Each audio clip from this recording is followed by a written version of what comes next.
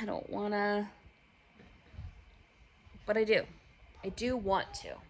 I don't feel like it.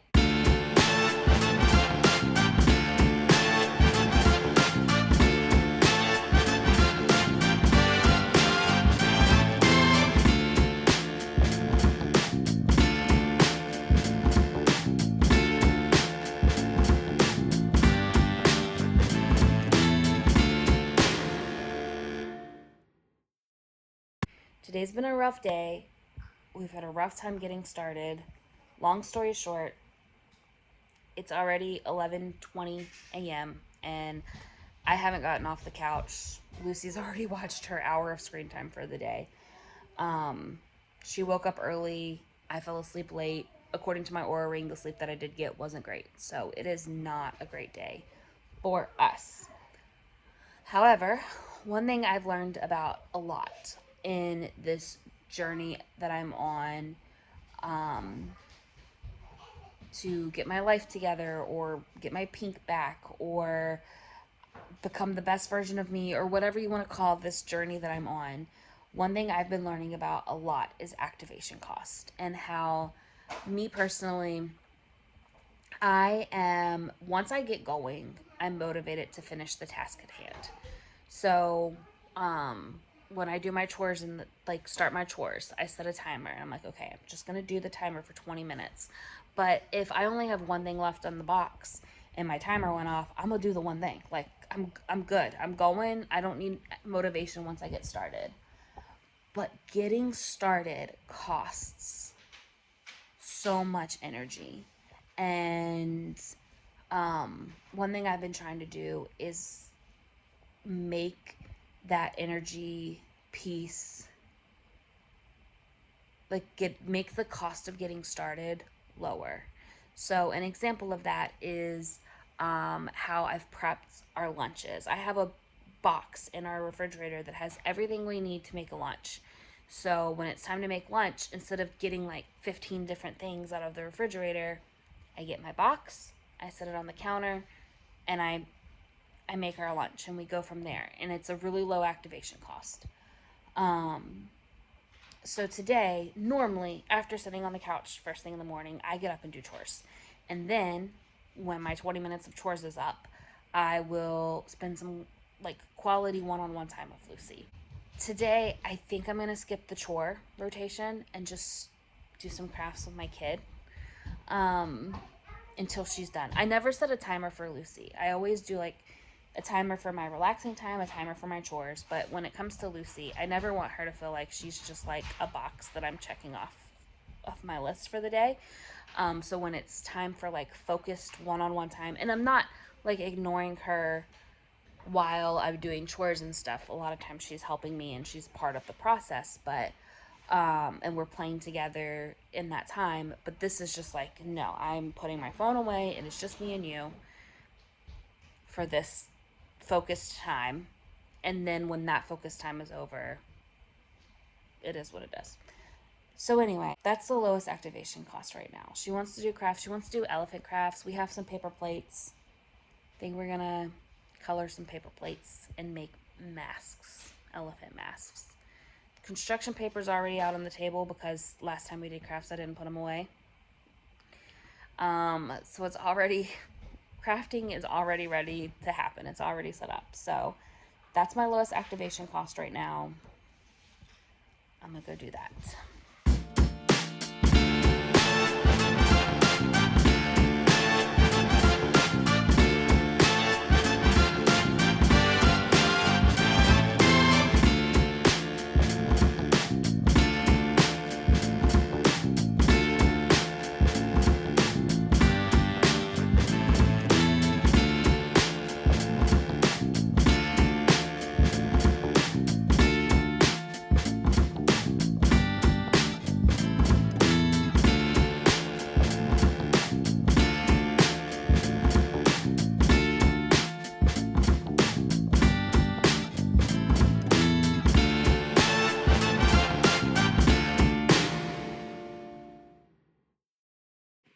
My daughter is officially down for her nap. My house is a mess. I have done no cleaning, but it is time for the hardest part of my week, which is my Monday workout. And my one day workout is actually not particularly hard. In fact, it's designed to be as easy as I need it to be or as hard as I want it to be. And that kind of goes back to that activation cost that we're talking about. So, the best time, the only time for me to get a workout in on Monday is while my daughter's napping. Which means it's in the middle of the day after I've spent all day with her. And today especially has been rough for me. And it is right after her nap time. So we've just eaten lunch, so my belly's full. And I just went and snuggled with her in a cold, dark room with a sound machine for 10 minutes. So my mind is like, okay, we can wind down now, we can relax. But now I need my body to like wake up and work out with me. So the way my one day workout's designed is a HIIT workout. I do 45 seconds of an exercise with a 15-second cool down. I do 8 exercises, and I do those 8 exercises 3 times. I do that 8 exercise circuit 3 times with a minute rest in between each circuit. And that really helps me because I'm like, you know what? Like today, I'm going into this workout saying, I'm just gonna show up and do the minimum. And if that's all I do is just do the movements, then great. Check mark, goal complete. But usually by the time I'm getting towards the end of that first round of exercises, I'm like, well, I mean, I'm here. Might as well push a little harder. There's no need to half-ass this entire thing. I'm starting to feel a little better. And usually I end up getting a pretty decent workout. So I'm procrastinating by filming this little explanation. So I'm just going to go ahead and do the workout. And I'll see you guys after. Okay, my workout is done. I did film a time lapse of it, but that footage will never see the light of day for a few different reasons.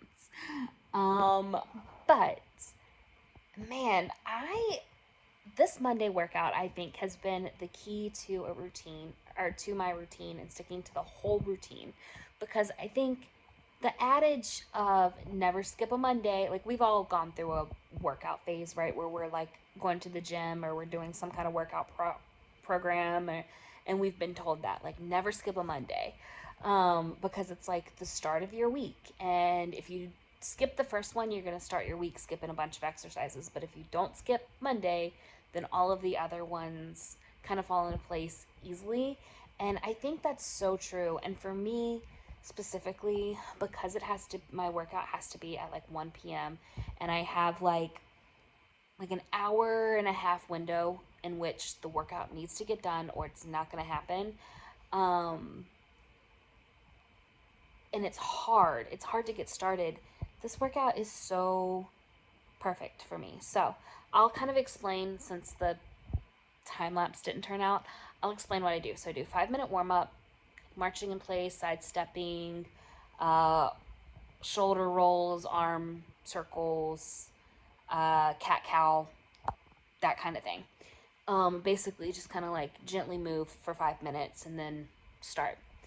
Then I do glute bridges, dead bugs, bird dogs, squats, wall push-ups, reverse lunges, and a 10-pound kettlebell above my head. Up, I think it's called a over the head press. Yep, that seems pretty descriptive. And then knee lifts, where I lift my knees from my core and like have really good posture and start to do it. All of those exercises, 45 seconds with a 15-second break in between. And then after those 8, I get a minute break. And then I do the same 8 again. And then I get a minute break. And then I do round 3. And then I get a minute break. Oh no, after round 3, I just do a 5-minute cool down, which is like stretching my hamstrings and I forgot all the other muscles in my legs, but stretching out my legs and stretching my arms, and I end in child's pose, and then it's done. It's over.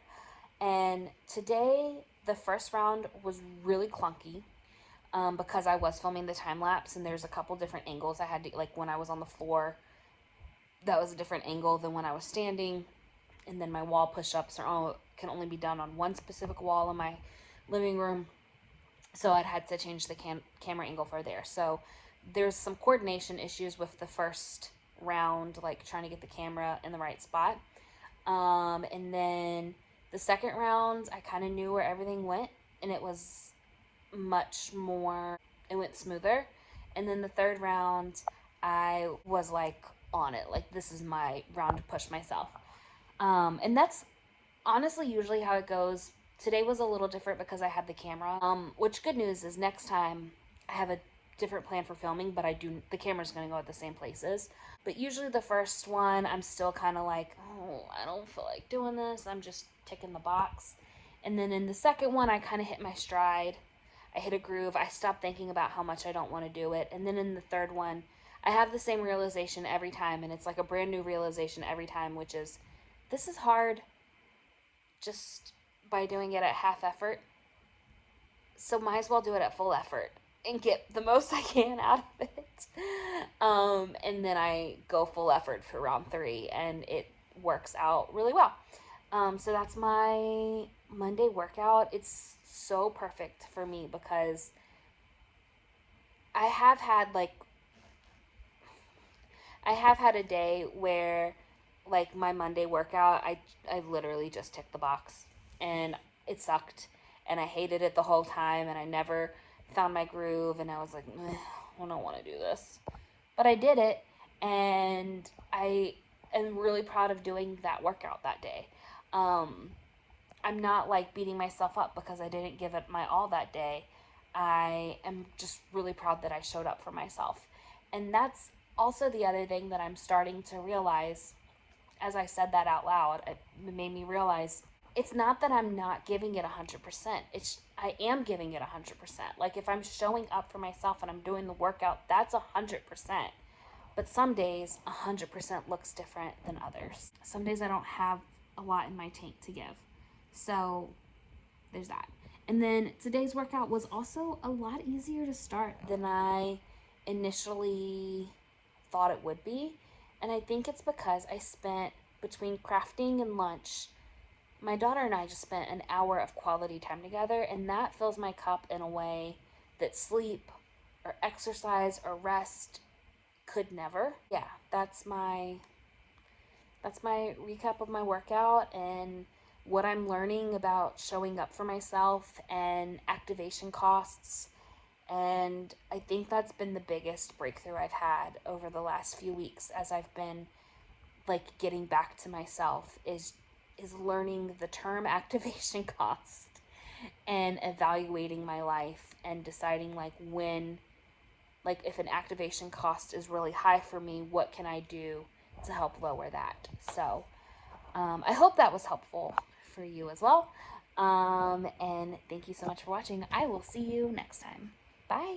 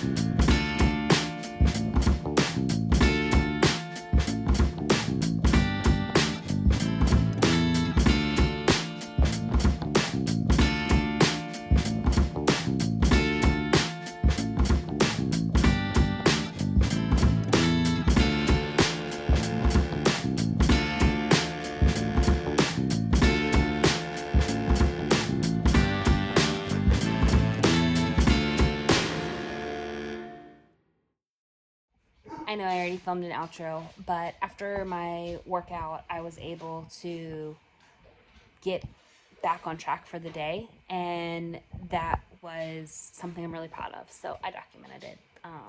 And this video is officially over. So thanks for watching. Bye.